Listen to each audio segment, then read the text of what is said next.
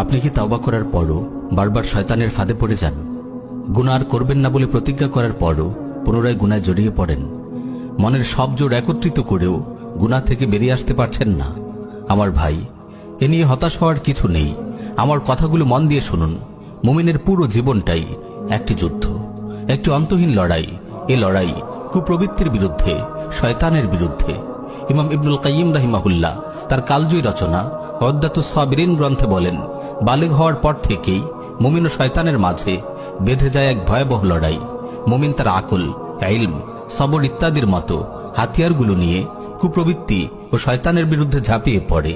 শয়তানও তার দলবল নিয়ে মুমিনের উপর হামলা করে। কোনো ফয়সালা না হওয়া পর্যন্ত এ লড়াই অব্যাহত থাকে।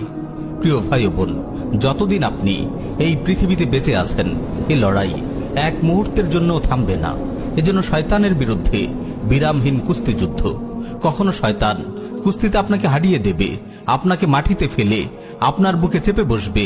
আবার কখনো আপনি শয়তানকে শূন্যে তুলে মাটিতে আছাড় মারবেন, তার বুকে চেপে বসবেন।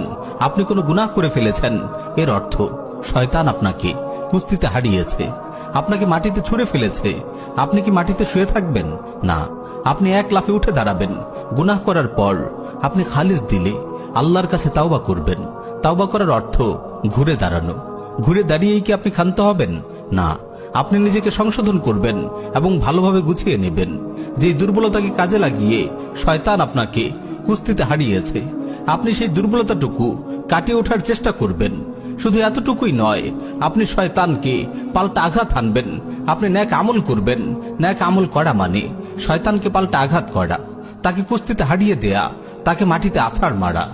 এখানে আমি কোরআনের দুটি আয়াত আপনাকে শোনাতে চাই। ইল্লাল্লাযীনা তাবু ওয়া আসলাহু ওয়া আতাসামু বিল্লাহ ওয়া আখলাসু দীনাহুম লিল্লাহ ফাউলাইকা মাআল মুমিনিন ওয়া সাওফা ইউতিল্লাহুল মুমিনিনা আজরান আযীমা। যারা তাওবা করে, নিজেদের অবস্থা সংশোধন করে, আল্লাহকে দৃঢ়ভাবে আঁকড়ে ধরে এবং আল্লাহর উদ্দেশ্যে তাদের দিনে একনিষ্ঠ থাকে, তারা মুমিনদের সঙ্গে থাকবে এবং মুমিনগণকে আল্লাহ অবশ্যই মহাপুরস্কার দেবেন। এই আয়াত থেকে আমরা জানতে পারি, কেবল তাওবা করলে হবে না, বরং তাওবার পর নিজের অবস্থা সংশোধন করতে হবে এবং কোরআন সুন্নাহকে দৃঢ়ভাবে আঁকড়ে ধরতে হবে। অপর আয়াতে আল্লাহ তাআলা বলেন, ইল্লা মান তাবা ওয়া আমানা ওয়া আমিলা আমালান সালিহা ফাউলাইকা ইউবাদদিলুল্লাহু সাইয়্যাতিহিম হাসানাত ওয়া কানা আল্লাহু গফুরুর রাহিমা। যারা তাওবা করে, ঈমান আনে ও নেক আমল করে, আল্লাহ তাআলা এমন লোকদের গুনাহ সওয়াব দ্বারা পরিবর্তন করে দিবেন। আল্লাহ ক্ষমাশীল, পরম দয়ালু। এই আয়াত থেকে আমরা বুঝতে পারি, কেবল তাওবা করে নিজের অবস্থা সংশোধন করে ক্ষান্ত হওয়া যাবে না, বরং এরপরে নেক আমল করতে হবে। শয়তানের বিরুদ্ধে পাল্টা আঘাত হানতে হবে, তাকে নেক আমলের আঘাতে দুর্বল করে ফেলতে হবে। প্রিয় ভাই ও বোন, সবসময় মনে রাখবেন, আপনি যুদ্ধের ময়দানে আছেন।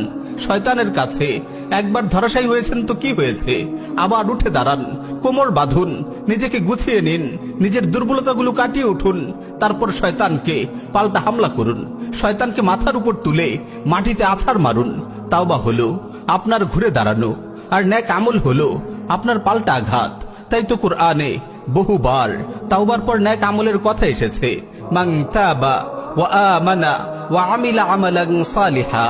যে তাওবা করে, ঈমান আনে ও নেক আমল করে। প্রিয় ভাই, শয়তানের কাছে যদি আপনি বারবার পরাজিত হন, বারবার আছাড় খান, এতে লজ্জিত হওয়ার কিছু নেই, নিরাশ হওয়ারও কিছু নেই। আপনি বারবার ঘুরে দাঁড়ান, আরো বেশি উদ্যম, আরো বেশি সাহস নিয়ে শয়তানের মুখোমুখি হন। আসলে ভাই, সত্যি বলতে কি, মুমিনের জীবনটাই এমন, কখনো আপনি শয়তানকে হারাবেন, কখনো শয়তান আপনাকে হারাবে। এই মল্লযুদ্ধ মৃত্যু পর্যন্ত অব্যাহত থাকবে। যতক্ষণ তাওবার হাতিয়ার আপনার হাতে আছে, আপনার নিরাশ হওয়ার কিছু নেই।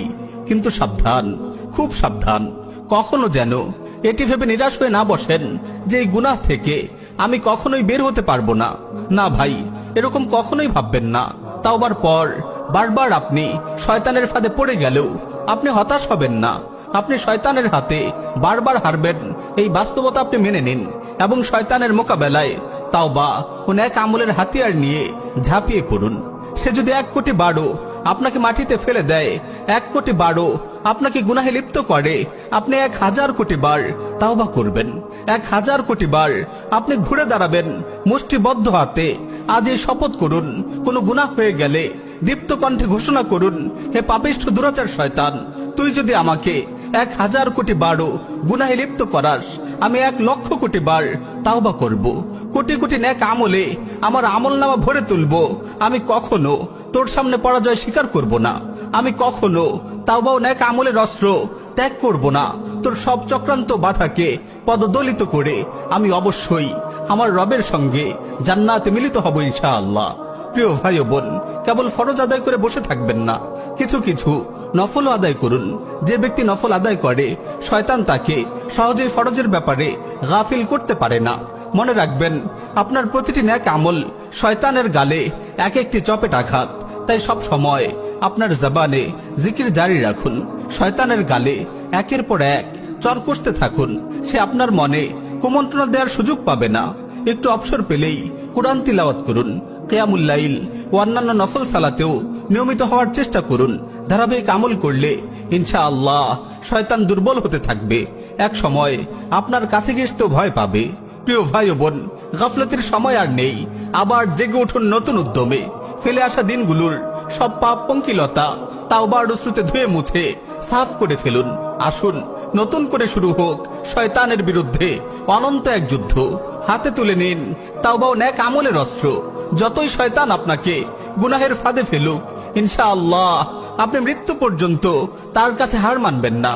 কোনো একদিন আপনার কোনো খালিস তাওবা, নির্জন রাতে আপনার ফুপিয়ে কান্নার চাপা শব্দ, আপনার কোনো দিল আকুল করা রোনাজারি হয়তো আপনার রবের রহমের সাগরে ঢেউ তুলবে, আর তিনি নিজেই আপনাকে পথ দেখিয়ে নিয়ে যাবেন সুখময় জান্নাতের সবুজ উদ্যানে।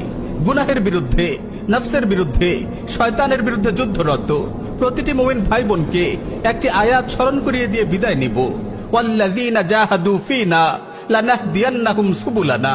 আর যারা আমার পথে চেষ্টা সাধনা করে, আমি অবশ্যই তাদেরকে আমার পথে পরিচালিত করব।